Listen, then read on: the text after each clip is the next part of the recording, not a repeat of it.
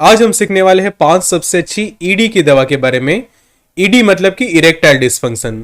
तो उसमें 3 main problem होते हैं। पहला प्रॉब्लम यह है कि इरेक्शन होने में परेशानी होना। दूसरा प्रॉब्लम है इरेक्शन बनाए रखने में प्रॉब्लम होता है। और तीसरा एक प्रॉब्लम यह है कि यौन इच्छा जो है वो कम हो जाना। तो उसके इलाज में कौन सी 5 सबसे अच्छी दवाइयां है उसके बारे में हम आज के लेक्चर के अंदर जानेंगे कि ये एक पुरुषों से जुड़ी एक बीमारी है, उनकी यौन समस्या है यहाँ पे हम कह सकते हैं। तो उसकी स्टडी करते हैं आज के लेक्चर। तो रीजन क्या है, सबसे पहले ये कौन से रीजन से ईडी का प्रॉब्लम हो सकता है। तो पहला रीजन ये है साइकोलॉजिकल रीजन होते हैं। सेकंड मेंटल हेल्थ रिलेटेड की प्रॉब्लम होते हैं कि समझो कि आपकी मेंटल हेल्थ अच्छी नहीं है तो भी ईडी का प्रॉब्लम हो सकता है। जैसे कि स्ट्रेस में है कोई पर्सन, काफी तनाव है उसकी लाइफ में, फिर स्ट्रेसफुल कंडीशन है, डिप्रेशन का माहौल है, तो भी ये प्रॉब्लम हो सकता है। फिर स्ट्रेस, डिप्रेशन, एंजाइटी मतलब कि कोई चिंता है आपको, रिलेशनशिप रिलेटेड प्रॉब्लम है, कम्युनिकेशन अच्छा नहीं है पार्टनर्स के बीच में, तो भी ये प्रॉब्लम हो सकती है। फिर फिजिकल कोजेज हम देखें कि फिजिकल कोजेज में डायबिटीज का एक रीजन बन सकता है कि अगर पेशेंट को डायबिटीज है तो आगे जाके उसको ईडी का प्रॉब्लम हो सकता है। फिर ओबेसिटी का एक रीजन यहाँ पे है कि ओबेसिटी के कारण ईडी हो सकता है। स्लीप डिसऑर्डर्स मतलब कि आपकी नींद पूरी नहीं होती, कि जो मिनिमम 8 घंटे की नींद होनी चाहिए पर आपकी नींद पूरी नहीं होती, तो भी ये प्रॉब्लम हो सकता है। कोलेस्ट्रॉल आपके शरीर में ज़्यादा है, ब्लड प्रेशर ज़्यादा रहता है, या फिर डायबिटिक पेशेंट है। दूसरे कुछ रीजंस देखें तो कोई पर्सन टॉबैको यूज़ करता है, अल्कोहल का कंजप्शन करता है, या फिर बहुत ज़्यादा स्मोकिंग करता है, या फिर उनको स्मोकिंग की हैबिट है, तो भी ये प्रॉब्लम जो है वो हो सकती है। प्रोस्टेट का कैंसर है, या फिर टेस्टोस्टेरोन की मात्रा शरीर में कम हो गई है, एथेरोस्क्लेरोसिस का प्रॉब्लम है, या फिर पार्किंसंस डिसीज रिलेटेड बीमारियां है, तो भी ये मसला हो सकता है।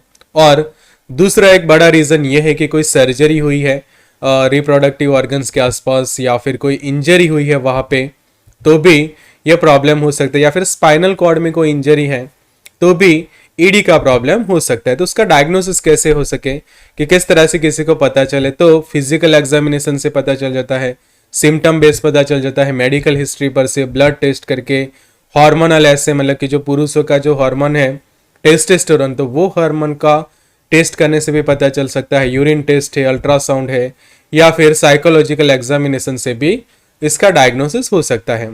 अब हमें जानने हैं 5 सबसे बेस्ट दवाइयाँ। तो पहला ऑप्शन रहता है हर्बल मेडिसिन का, दूसरा एलोपैथिक का ऑप्शन रहता है, तीसरा रहता है इंजेक्शंस का, और फिर सपोजिटरी का भी ऑप्शन रहता है कि जो यूरेथ्रल रहती है, और टेस्टोस्टेरोन थेरापी। तो ये 5 बेस्ट मेडिकेशन के ऑप्शंस रहते हैं ईडी के लिए। तो शुरुआत करते हैं पहला ऑप्शन जो हर्बल्स में है। तो हर्बल में यहाँ पे जो आप देख रहे हैं शिलाजीत करके जो प्रोडक्ट आती है, तो शिलाजीत जो है वो काफ़ी असरदार साबित होती है ईडी की समस्या को ट्रीट करने के लिए। किसी भी बहुत सारी कंपनियां, उसके बहुत सारे ब्रांड जो है वो शिलाजीत को मैन्युफैक्चर करते हैं। कि यहाँ पे जो आप डाबर का एक प्रोडक्ट देख सकते हैं, जंडू का भी एक प्रोडक्ट देख सकते हैं। उसी तरह से हिमालय ड्रग कंपनी है, वो भी उसके रिलेटेड प्रोडक्ट्स बनाती है। जैसे कि उसका एक मार्केटेड फॉर्मुलेशन है कॉन्फिडो करके, और गोक्सूरा जो है वो भी पेशेंट यूज करता है। तो ये ऑप्शन बन जाते हैं आपके लिए हर्बल्स के।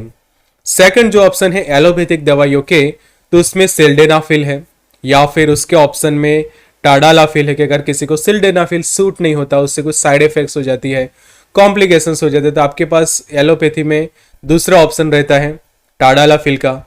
ये भी सूट नहीं होता, तीसरा ऑप्शन है वार्डेनाफिल, और चौथा ऑप्शन है एवानाफिल। तो ये 4 सेम कैटेगरी की ड्रग है फार्माकोलॉजी के अंदर। तो ये भी एक ऑप्शन है सेकंड ईडी के लिए। तीसरा ऑप्शन बनता है इंजेक्शन का। तो इंजेक्शन का जो नाम है वो है एल्ट्रोस्टाडिल सेल्फ इंजेक्शन। तो ये जो है वो प्रॉपर एक्सपर्टाइज के साथ जो डायरेक्टली लगाया जाता है, और ये जो है वो मिनिमम 1 घंटे का इरेक्शन जो है वो पेशेंट को प्रोवाइड करती है। तो यहाँ पे ये इंजेक्शन आप देख सकते हैं कि प्रॉपर एक्सपर्टीज के साथ ही ये जो है वो लगाने का रहता है। चौथा ऑप्शन है यूरेथ्रल सपोजिटरी। तो मेडिसिन सेम है, अल्प्रोस्टाडिल ही है, पर यहाँ पे डोजेस फॉर्म चेंज होता जाता है कि जो पहले इंजेक्शन था उसके बजाय यहाँ पे जो है वो सपोजिटरी, और ये सपोजिटरी यूरेथ्रल रहेगी। मतलब कि जो यूरेथ्रा का भाग होता है वहां पे ये सपोजिटरी को जो है वो इंसर्ट किया जाता है। पांचवा ऑप्शन यहाँ पे है टेस्टोस्टेरोन का, बिकॉज आगे जो हमने एक रीजन देखा कि जब आपके शरीर के अंदर टेस्टोस्टेरोन की मात्रा कम हो जाती है तो भी यह प्रॉब्लम जो है वो हो सकता है।